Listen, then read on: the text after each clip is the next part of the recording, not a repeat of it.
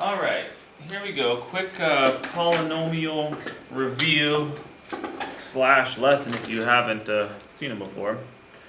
What a polynomial is an expression that has kind of variables and numbers kind of mixed together like this guy. 3m plus 6. You got your 3m term and your basic 6, and you can't really combine them. And what we're going to talk about is adding and subtracting polynomials. So adding and subtracting these expressions that look like this. This is called a binomial because there's two, kind of like a bicycle has two wheels. And what you do, you kind of combine the same variables or the same expressions, the same powers. So for example, you have an m over here and an m over here, and you also have a number and a number. Now the thing you got to make sure of, you got to be aware of the signs. So personally, I look at this problem like this. I look at only my m's. 3m plus 5m. 3m plus 5m, oh that's 8m. I'm combining the numbers in front and we're adding. 3 plus 5 is 8. And now I do the same thing for the numbers, for the next type of expression. So I have a positive 6, there's a plus there, plus negative 2.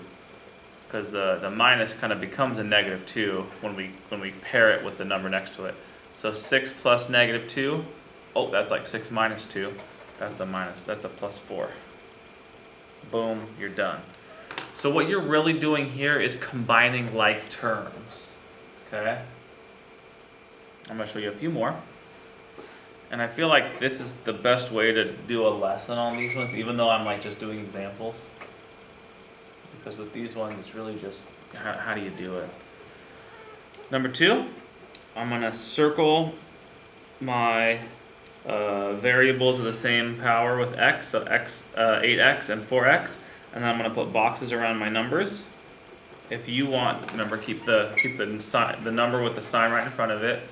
And I'd recommend doing that type of process with these problems. Take the time, copy the problem down, so you can do the boxes and squares and circles, or so you can do the squares, circles, triangles, anything that you want to kind of match the proper terms.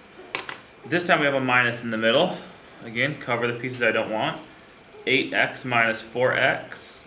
That would be a basic 4x. And then we're going to go positive 3 minus negative 1. Ooh. Okay, positive 3 minus negative 1. If I rewrite that over here, 3 minus negative 1, when you have a minus negative, that becomes a big plus. Okay, so that's like 3 plus 1 is 4. And remember, if you're not too hot with your negative rules, do these on a calculator, because you can punch in 3 minus negative 1 on a calculator and solve it that way. Now, we said these are called binomials. These guys have 1, 2, 3 terms. Trinomials. Just like a tricycle has 3 wheels. So we're going to do the same thing. I'm going to circle my x squared. Oh, there's x squared. X squared. And notice I cannot combine my x squared with a basic x. Why? Because it's the same variable, but it's to a different power. So these are unlike terms. So I'm going to do a circle around the squareds. I'm going to do maybe I should have squares around them. That would make more sense. That's okay. Then we're going to box the basic terms, and then I will do a triangle around the numbers by themselves. And this is just a visual way to try to recognize what values I can connect. So we have a 9x plus 4x squared, or 9x squared plus 4x squared.